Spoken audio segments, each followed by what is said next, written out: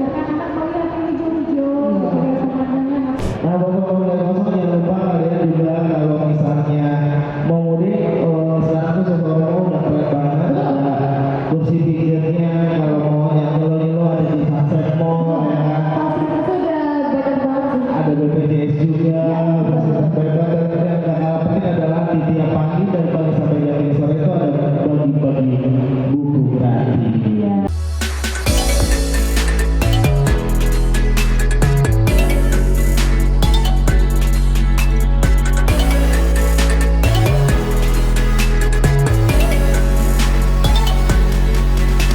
Gelas, gelas, gelas, oh gelas kosong,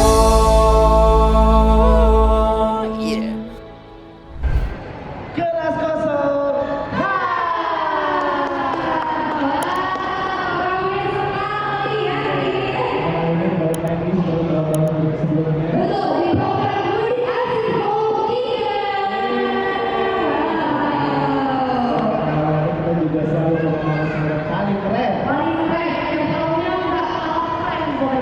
Nah, kali ini maksudnya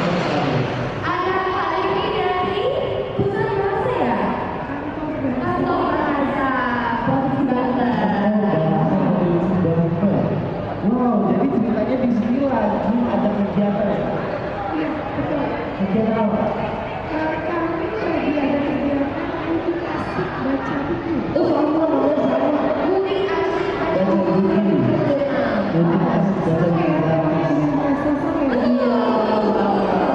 gratis 24.000 buku.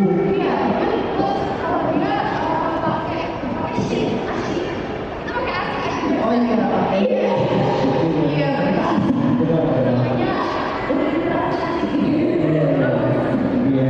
Tapi ini ada gratis 24.000 buku.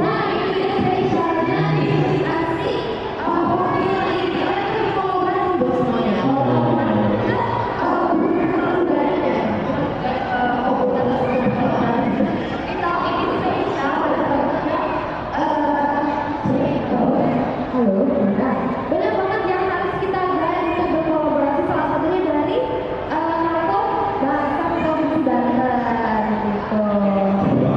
Seru banget, dan tadi kita udah sedikit ngobrol-ngobrol sama Kak Devi terkait apa aja sih program yang disajikan pada mudik asik baca buku kali ini. Karena menarik banget ya, yang poin itu adalah stasiun, terminal, kampung rambutan, pelabuhan sama bandara.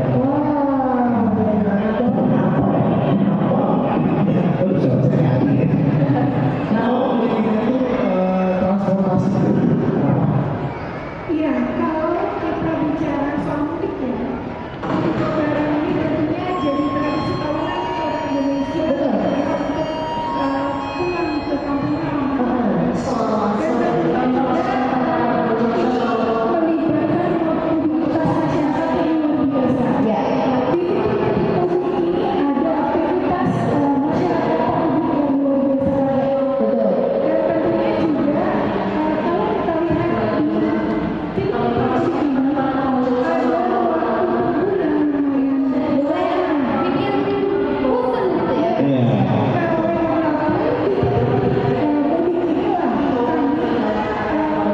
Membuat satu program yang merupakan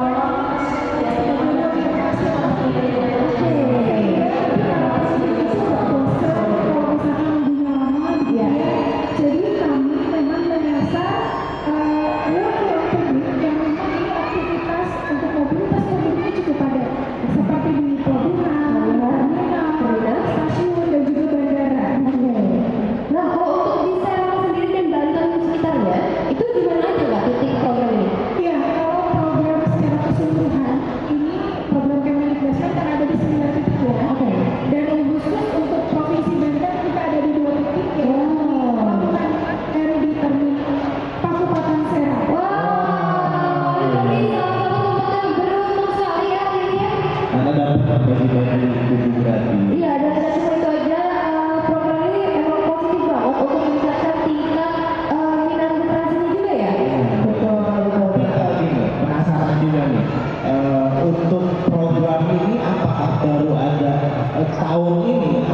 sudah berjalan di tahun-tahun Nah, sebelumnya? khusus untuk di Banten sendiri gue bilang. Iya, kalau khususnya di Banten ini baru tahun ini memang. Oh. Jadi khusus Banten tahun 2024 ini memang baru kami melaksanakan mudikasi baca buku. Betul. Tapi kalau untuk program kementerian dari Kementerian Pendidikan Dasar dan Menengah itu dimulai sejak 2019.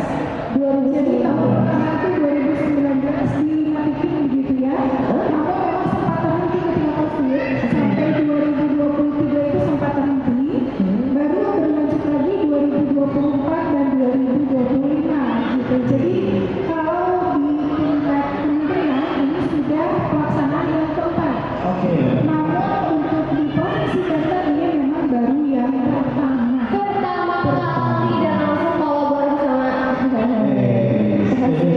Iya, makanya seru banget soalnya seperti yang kita tahu ya mungkin baca buku ini udah apa ya mulai agak kurang nih minatnya nih. Nah, ada Kakak Dewi sebagai pengalaman kita nih untuk meningkatkan tingkat literasinya gitu. Kan ternyata program ini dari tahun 2019. Betul. Lalu tahun ini ada di Banten. Nah, kalau program ini sendiri sebenarnya program ini seberapa efektif sih, Kak? Iya, kalau misalkan kita melihat bahwa minat baca anak-anak kita memang sekarang masih rendah gitu ya. Tingkat literasi khususnya di Provinsi Banten juga kalau kita lihat masih banyak sekolah-sekolah dengan indeks literasinya yang masih rendah. Itu berarti valid Kak? Betul. Oke. Jadi dari hasil asesmen nasional itu masih banyak sekolah-sekolah di Provinsi Banten yang indeks literasinya ini masih memerlukan intervensi khusus. Betul. Dan tentunya dengan kegiatan edukasi baca buku ini kami hadir lebih dekat kepada masyarakat dengan kami memberikan buku-buku gratis gitu ya, khususnya untuk para pemudik, anak-anak, begitu juga orang tua gitu, sehingga buku akan lebih dekat kepada masyarakat. Tentunya kita ingin bahwa masyarakat khususnya di Provinsi Banten literasinya akan meningkat, minat bacanya akan tumbuh dan tentunya juga mudikasi baca buku ini akan memberikan pengalaman yang menyenangkan bagi anak-anak. Betul. Oke, karena gini, di era digital ini tuh terkadang orang tuh lebih memilih dengan buku digital. E-book ya berarti ya? Itu, harus ada ibu apa buku kori? Saya sukanya Quran digital. Alhamdulillah. Masya Allah. Nah, itu gimana tuh cara untuk mengajak orang balik lagi ke untuk baca yang benar-benar dari kertas? Karena kan jujur kita anak Gen Z atau Gen Alpha itu udah mulai meninggalkan kebiasaan itu untuk baca buku yang kertas itu. Nah, itu gimana? Ya, memang sekarang kita tidak bisa lepas dari digital ya, semua serba digital. Namun ini khusus untuk anak-anak ya, apalagi yang masih usia dini begitu ya. Tentu kita juga harus bisa membatasi screen time atau paparan layar untuk anak-anak. Karena berdasarkan beberapa hasil kajian, ternyata paparan layar itu membawa dampak yang negatif untuk anak-anak. Pertama, untuk kesehatan mata itu ada gangguan ya, ketegangan mata, begitu matanya cepat lelah, kemudian dari kondisi emosional anak. Biasanya anak-anak yang terpapar screen time atau paparan layar yang cukup lama itu memiliki emosionalnya yang cukup pasrah, ngandring gitu ya. Anak-anak juga kurang fokus, gampang terdistraksi gitu. Itu memang tahu ya, tahu sekali dari paparan layar itu. Karena kalau kita lihat sekarang banyak anak yang kalau sudah asik itu dengan gawainya, ketika diambil tiba-tiba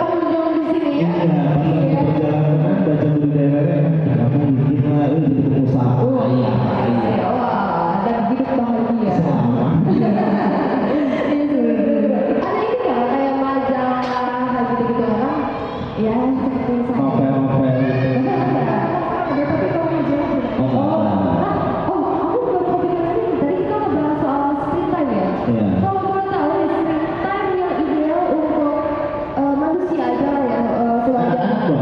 Oh, anak beda. Beda ya. Sama remaja bisa beda. Iya, kebetulan saya pernah konsultasi dengan dokter mata karena anak saya dari kecil sudah pakai kacamata ya. Oke. Jadi untuk anak itu dibatasi satu hari itu hanya 1 jam.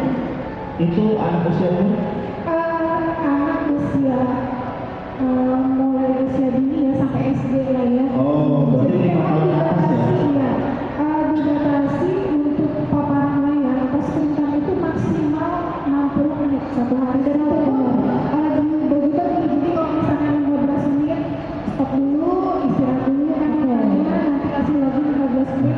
Jadi tidak boleh terus-terusan dijadikan gawai begitu ya. Sehingga anak nanti matanya cepat lelah. Jadi sekali 15 menit lihat-lihat dulu yang lain, pemandangan lihat hijau-hijau gitu, atau lihat laut gitu. Assalamualaikum, Pak Haji. Ini anak-anak Oh, jadi kita ada apa tuh? sudah dapat buku belum? Oh, sudah. Sudah selesai ya? Oh, ngomong sih Mas. Udah belum? Itu jempol dulu. Kasih jempol dulu. Spesial nih, badannya pakai meja ini ya? Oh iya, Ramadan, spesial Ramadan. Tahun lalu pakai baju, Pak. Oh iya, Iya, iya ya. Oh, pakai kerudung gitu loh. kurban. Bukan, iya. Iya, iya, total alhamdulillah. Wow, iya boleh lanjutkan tadi soal screen time itu ya. Iya, jadi idealnya ya, Idealnya. ideal ya, karena untuk anak tentunya kita perlu menjaga kesehatan matanya. Betul. Mengurangi ketegangan di mata anak gitu ya. Jadi memang idealnya kata dokter itu satu hari itu maksimal 60 menit. Dengan dibagi setiap sekali melihat gawai itu ya 15 menit, kemudian stop dulu, biarkan anak melihat yang hijau-hijau, gitu ya, pemandangan atau dialihkan dulu ke yang lain. Setelah itu boleh diberikan lagi 15 menit lagi. Jadi 4 kali maksimal begitu ya. Oke. Jadi satu hari itu maksimal 60 menit. Kalau untuk remaja di luar anak-anak itu berapa? Kalau itu saya belum dapat ininya ya, arahannya ya. Tapi tentunya kita juga perlu membatasi karena kalau terus-terusan itu kan mata kita cepat lelah ya. Iya, betul. Mata kita cepat lelah. Kemudian juga kadang kalau fokus itu akan berkurang kalau kita kelamaan ya. Betul. Kalau lihat ke layar gitu. Tapi harusnya kalau remaja itu dia tuh udah deh kayaknya kayak udah berair nih mata atau udah mulai pusing. Sebenarnya udah sejak dari tubuh kita ya sih. Biasanya matanya kering loh Kak. Iya kan, kering kan. Kalau lihat Terlalu lama. Betul. Tapi kayaknya ideal dokter itu 20 jam main gitu. 4 jam mau tidur. Iya, melakukan ini Pak. Betul.